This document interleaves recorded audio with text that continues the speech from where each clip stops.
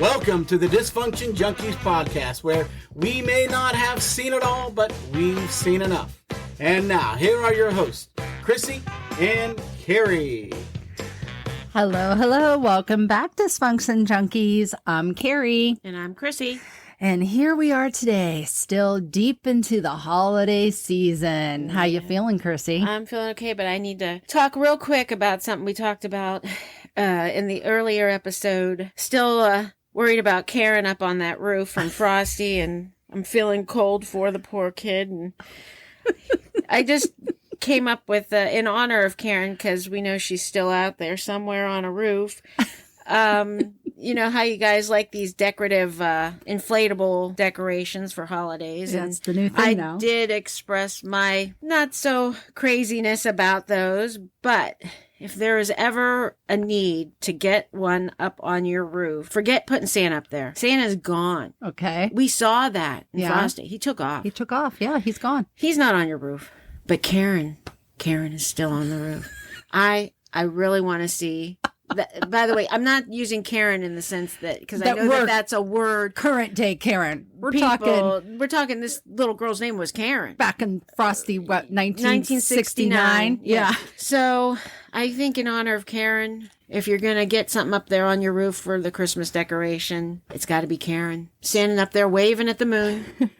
Waiting for somebody to get her off that damn roof. So we need whoever are the makers of these blow-up inflatable things to create a Karen from Frosty. And I deserve a cut for this on every sale. But we need one so we can put it especially on Chrissy's roof. And you know what I would love to see? What? Because I know we got a lot of talented people out there that create these decorations. I know decorating, especially for Christmas, is almost a competition between some people. Oh, yes. And they go all out. So I would love for all of you listeners out there to send us pictures of your Karen on the roof. That would be fantastic. Here is your project, people. Let's all come together for Karen. R.I.P. Right. Karen. But we didn't forget you. So. Merry Christmas. Yep. Oh, that's great. That's great. You know, I will have to say, listening to some of our episodes back and even as we're recording, you know, that we've said from the beginning that this is our safe space. This is where we can talk about things. So here you are a week later, still talking about the Karen and how that's, you know, you've given this a lot of thought. I've had an epiphany as well. So a couple episodes, I was talking about how my family always took us for ice cream. And so ice cream became like a traumatic thing for me. After that episode, it was like healing. Like I finally made that correlation of why I don't like ice cream. And now that's been lifted from me, I've been eating ice cream left and right. Oh, no. I'm constantly telling my husband, I'm like, we need to go to this place for ice cream. We need to go to this place for ice cream because like I can enjoy ice cream again. Like I'm liberated. So thank you, Dysfunction Junkies. Thank you, Chrisy. Thank you, this podcast. Yes, we are solving the world's problems one teeny tiny thing at a time. Oh. So I want to say you're welcome, but please don't, when you start to have an issue with the ice cream, don't hate on me. Add to the project. Have Karen eating ice cream on the roof. Oh, there we go. Oh my gosh. DJ Nick, good advice. Now, who the hell brought her ice cream is what I want to know. Santa left it. Santa dropped it off, but then left her there again, probably. Oh my. So, oh yeah, we're so close to the holidays. We've been through so much. We're doing the Christmas shopping. We're watching the movies. It's snowy. It's icy. It's gloomy here in Ohio. I'm just ready for a vacation. I'm ready to get away. What about you? You're going to need to talk to me about that. I usually This is not your world. I am trapped here. Have always been trapped here with the family, with the nightmare. Don't have any vacations to look forward to. I know there's lovely people who go out there and they travel for the holidays. They don't want to deal with them back where they are. They go to beautiful tropical places. So, Kerry, I'm giving it to you. Tell me some great stories about traveling for the holidays. I know, and I really do need to make some clarification because, you know, we do talk about family a lot here. We talk about all these dysfunctions and stuff. And I do love my family. I really hope everyone understands that. But I'm just recognizing the dysfunctions of my family and my situation of I grew up in. Again, had a lot of trauma happen to me. Had a lot of, different types of abuse happen to me. So especially during the holidays. So disclaimer. Kerry is speaking for herself right now. I am speaking not for myself. Chrisy. When she's expressing love for family, that is a Kerry, not a Chrisy. Continue. Catch my breath.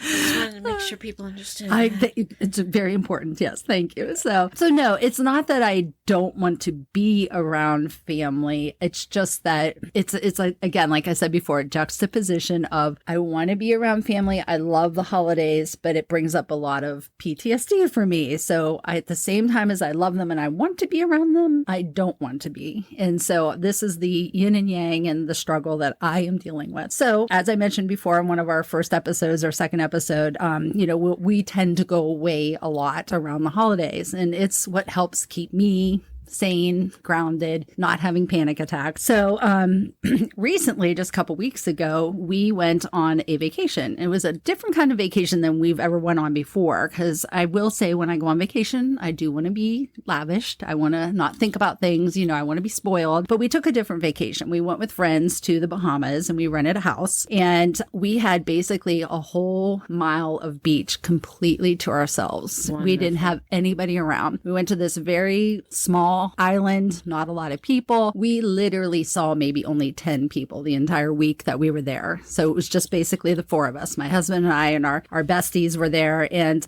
it was fabulous. I'm sure. It was fabulous. Just the idea of it to me sounds... Even though we did have to make our own meals and we did have to make our own drinks, I didn't have a butler service bringing them to me. So I know that sounds pretentious, but you know what? The being away from everybody for a week was so well needed. And it's kind of what has grounded me to get through these tough times right now of all the busyness, all the chaos, all the everything. And yeah, so that's kind of our recent vacation story. But growing up though, we didn't do a lot of vacations. We did camping. Did your family ever go camping? No. The look on your face when you said I was like, she's not going to ask me if we ever went camping, and she's not really going to ask me that. No, my father, no camping. No. If you went on vacation at all as a kid, what did you do? Was it just a daycation, or did you go anywhere? Well, no, as far as, because there is some age difference between me and my sisters, yeah. I only remember one vacation in my mind where all of us, my two sisters, and my mother and father went. It was to Busch Gardens, in Virginia, and we did go on a vacation, all of us. Prior to that, I don't have a memory of it because I was only like a year old. It was to Washington, D.C. To let you know how old I am and how long ago this was. Richard Nixon was still in office. Don't remember, but I've seen pictures, so there is proof that this had happened. But the Busch Gardens one, I do remember, probably because I had the shits the whole time. What? I remember not feeling well. I was like 5 years old. I just turned 5 because it was like the end of summer. My birthday's earlier in the summer. It was wonderful. I was 5. I got to use my whole hand to tell everybody how old I was. And then we get to the gate to get into Busch Gardens. Yeah. And I'm standing there, and my sisters go in, my father, I guess. I'm stuck there with my mother. And the lady looks down, comes down on my level, and she goes, "Honey, how old are you?" Oh. And I grabbed my hand out and flashed the 5, and my mother grabbed my thumb and practically broke it to bend it back down to 4. And you want to know why, people? Kids 4 and under get in free. So you're not 5 today, asshole. You're 4. And so then my mom had to be, explaining herself a little bit because this lady's now horrified that my finger got busted. And she says, her birthday's not until the fall. She's going to be 5. She gets confused. So now I'm an idiot.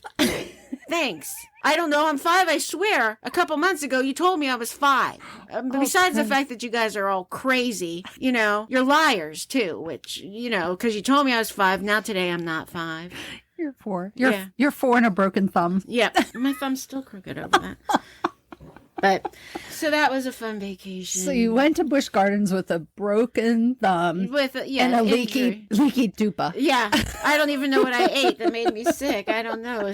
Did you get to go on any of the rides, or were you tall enough? I don't remember rides. I remember there was a big eagle walking around like a mascot thing, because I think it was a bald eagle, because it was Busch Gardens, supposed to be Americana, I guess. Remember, it was 1977, so I guess we just came out of the big 76 year, and we were still have a hangover for all of our celebrating back then. But yeah, so that's the only one I remember with family, all of us. And then I kind of had to be tortured because my sisters were gone, but I was still young. And once in a while, my parents had like a lapse in, feeling guilty, I guess, because they would take me with them to these horrible trips. Okay. I remember going to the Henry Ford Museum. Where is that at? I think it's in Michigan, Detroit, I guess. I don't know. Oh, that would probably make sense. That makes sense, I guess, yeah.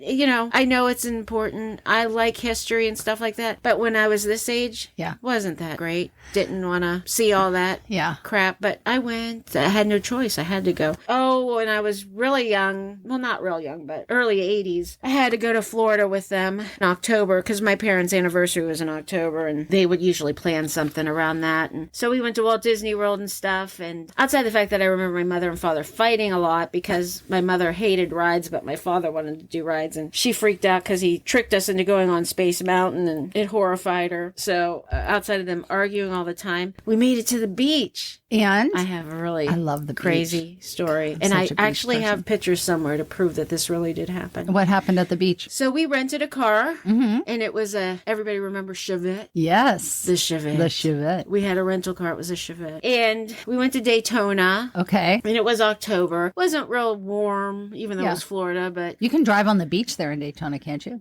Back then, I guess you could. Well, yeah. I think you still can. I think there's some places. Boy, that's a mistake. They need to rethink that after I tell you what happened. Oh, God, what happened? So, my father, remember, we're Ohio. We don't have an ocean.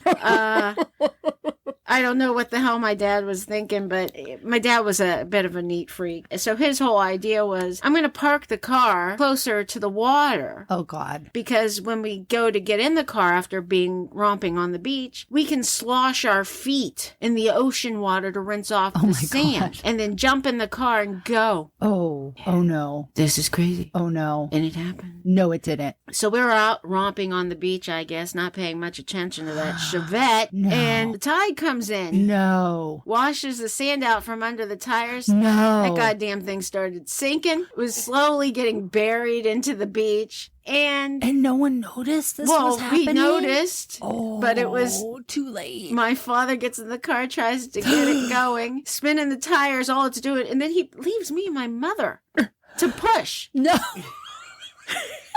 Hey, you two. Two dingy broads get in the back and push this thing out of the sand. So the sand's just hitting us like what sand in our face, smacking it. This thing ain't going nowhere. I mean, I know it's a Chevette and it's light, but we're not heave-hoing this thing out. Oh, my God. So then we get sent to walk down the beach in October in Daytona. There's not like a group of people hanging out at the beach. Oh, my God. At this time. So you didn't draw even a crowd because there was no crowd. Well, eventually we did. So we finally, I feel like we walked 10 miles down that damn beach to try and find somebody. Help us, help us. Dumb tourists, Chevette, going out to ocean. Please help us. The Chevette's about to be a yacht. The Chevette's gonna go.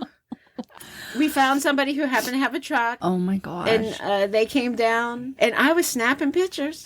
You have pictures of this? I do. I have to find them. Oh, we'll my post gosh. them. I hope I can find them. My father was not happy. I'm sure he was not happy with me snapping pictures. I stayed far enough back where I couldn't hear his profanity at me. But I got, the embarrassment of it. Oh, my God. I think later on it was fun to talk about, and even he had a bit of a sense of humor about it. But, oh, my gosh. Yeah, so that I'll never forget. So that's a good one. And pretty much after that, they just went on. Well, I think we went to the Ford Museum after that. And, the one thing that my parents did do really nice, I won't spend a lot of time on it, but we did go to Graceland. When I was growing up, I was a huge Elvis fan. You were. Loved Elvis. So So my father was kind enough to take me to his home back in the 80s. Actually, Graceland hadn't even been open that long to the public once we went. It was probably only a couple years. And I do believe that there were still people living in the house who were Presleys at the time. Oh. So we went there. And then the following year, we were supposed to go to Nashville. But when we went to Nashville, for whatever reason, my father felt the part of Nashville we were in was not nice, I guess. I don't know what the travel agent hooked us up with, but it was a horrible hotel and it was just didn't seem clean. And my father said, we'll drive back to Memphis. I don't mind driving a couple, 2-3 hours, whatever it was from Nashville to get to Memphis. And we ended up going to Graceland again. Oh, wow. So I've been to there twice. And, so I can see why maybe vacationing has took a rough start for you. Yeah, it was never. And it hasn't gotten better, it sounds like. So. No, well, once I got married, my husband, we actually we honeymooned in Florida. Okay. And then we have gone, because my husband, I don't believe, his family didn't really vacation. Yeah. So it wasn't really anything that he felt he was missing because he had never really done it. Right. But I was always into history, so I did unfortunately drag him to some shitty trips.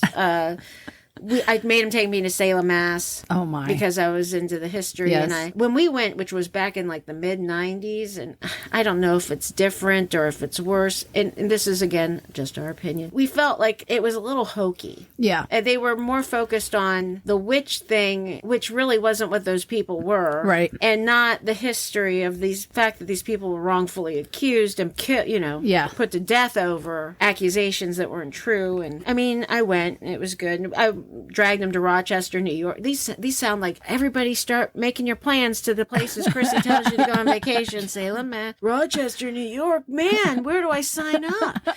So that was the reason I was interested in going into film preservation. Yeah. In the George Eastman house there, if anybody remembers what Kodak is, it was the sort of the main hub for preserving film. I think at the time, Martin Scorsese actually had his motion pictures housed there. Okay. In their vaults and stuff. So I was interested in maybe doing that. So we went there just to check out the program. Huh. I don't really remember much about it. I mean, we went to the George Eastman house, but... this is a whole different type of vacation. Oh, yeah. Me. It's just work. It's not vacation. It's generally... And I would make my husband stay in these god-awful bed and breakfasts because I wanted to stay in historical houses. Oh. DJ Nick's rolling his eyes. Yeah, he was not... He didn't like it. I want a 5-star hotel. Okay? Yeah, me too. So for me, vacationing is like a whole different... We did not vacation much growing up. It's like I said, we would go camping, and that was vacation until it got to be. What did you do camping? I'm just curious because again, I never did it. Please explain to me what you did on camping. We had one of those like army tents. Like I can still smell the canvas just thinking about it. You like mean you didn't even have a camper? You're literally no. We were literally camping. Yes, on the ground, mattress, army canvas tent. Yes, because there was like 5 of us, and 5 plus my parents, so 7 of us crammed under here. One tent? Yeah, it was a big canvas army kind of tent thing. And then my mom had one of those little 2 propane burner things, and so she would cook us whatever on there. And then we did we called them hobo pies, but it was like a pie iron, and you would make these sandwiches and you'd put them in the fire. So like you could take 2 pieces of bread and put a little bit of spaghetti sauce and pepperoni and cheese, and that was a little hobo pie pizza. And then it's a Hot Pocket, ain't it? It's a Hot Pocket, yes. It's the original Hot Pocket, yes. Cool. Okay. And then for dessert, you take the 2 pieces of bread, and then instead you add the apple pie filling, and you put that in there, and now you have a little, a hostess pie. A hostess pie or a McDonald's apple pie. I know my fat foods. Hot Pockets and s'mores. That was another, the traditional s'mores, hot dog on a stick over the fire.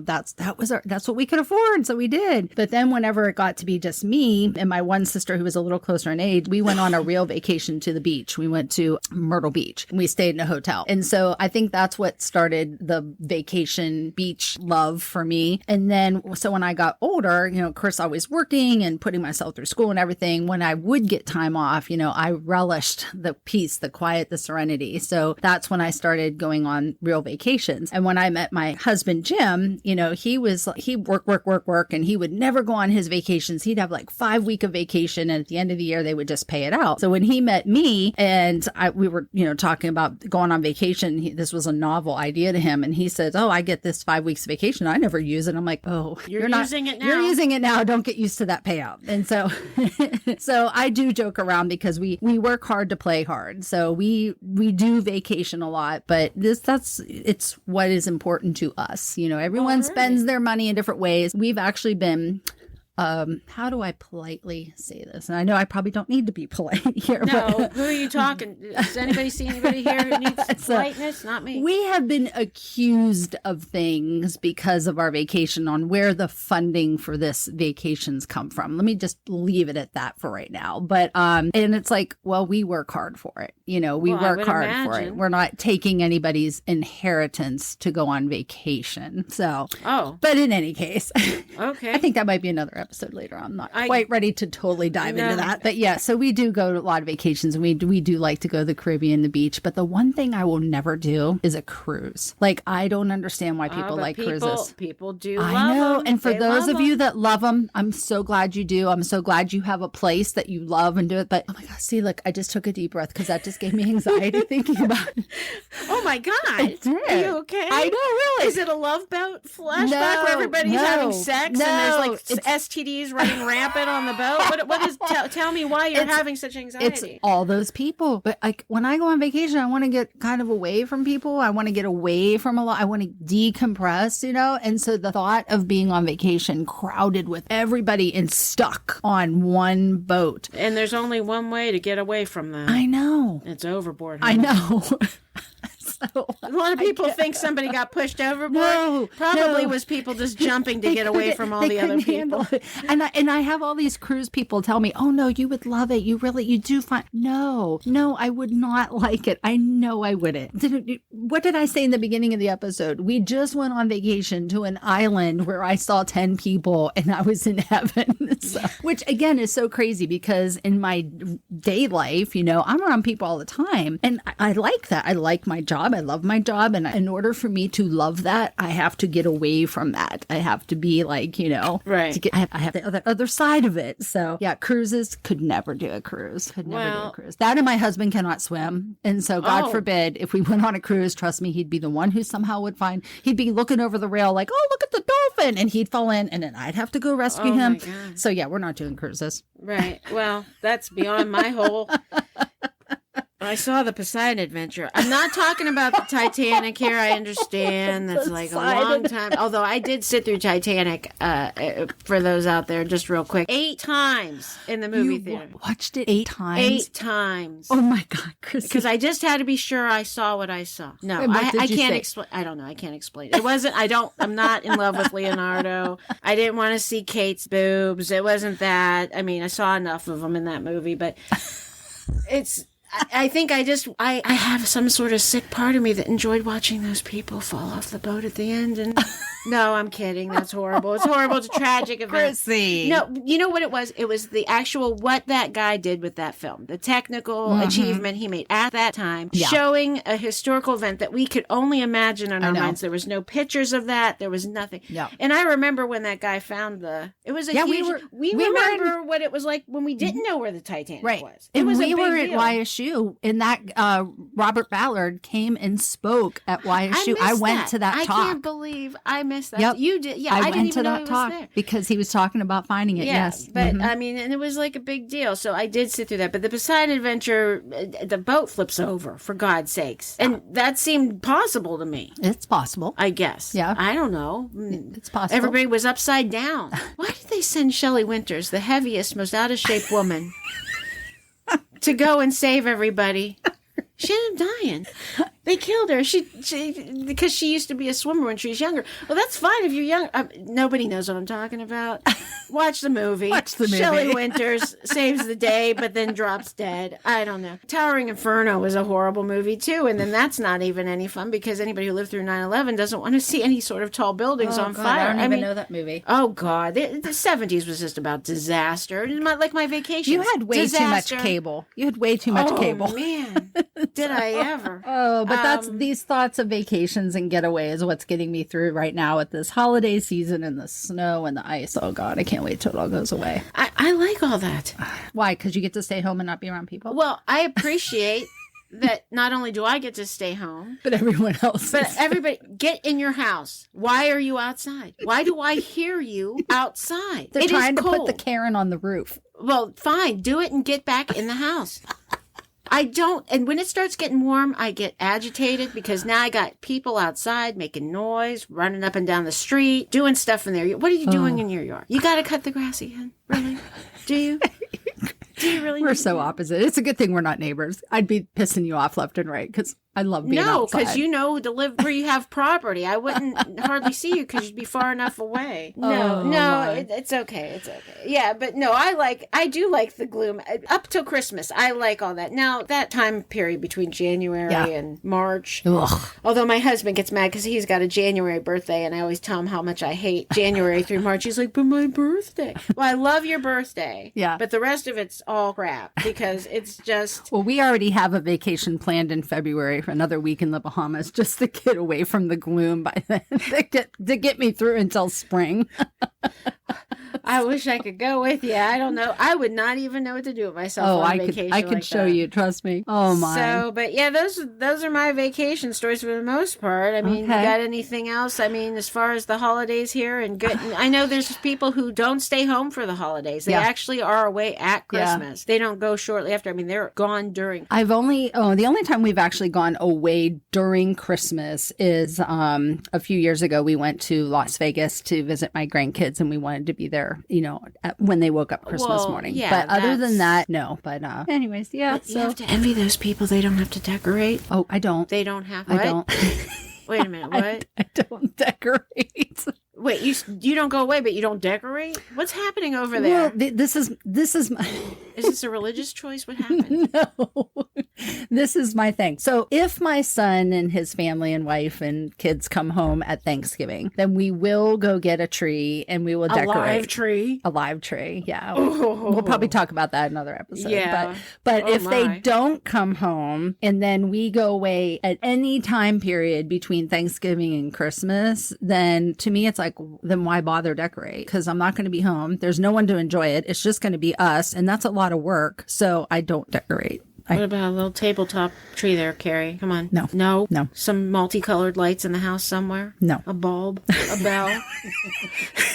No. As much as you people might think Chrissy hates the holidays. I know. To hear somebody say they don't decorate. I know. And I do love Christmas. I like the lights. Like, we will always go to, here's a plug, Columbus Zoo. You should be paying us right now for this plug. They have their zoo lights. It's probably the best light show anywhere. So I love seeing it. I love being absorbed in it. It's just too much work. I don't want to do it. Stocking? No. Oh, well, with your name on it? We do pull out our stockings if we do Christmas presents or anything, which again, we'll get into that in another episode. But yeah, I might have a stocking out, but that's just Christmas Eve. That's it.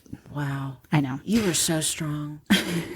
No, I'm so dysfunctionally traumatized is what it is. Let's just say it's strength, because that's what we do here, junkies. We turn our trauma into strength. That is true. That is true. So on that note, everybody, keep your strength up. We got one more week till the holiday season. Reaches its pinnacle with Christmas next week. But other than that, Merry Christmas, Happy Hanukkah, and all the other happy holidays and everything else to all of you. Merry Christmas, everybody. All right. We'll see you next week. Bye-bye.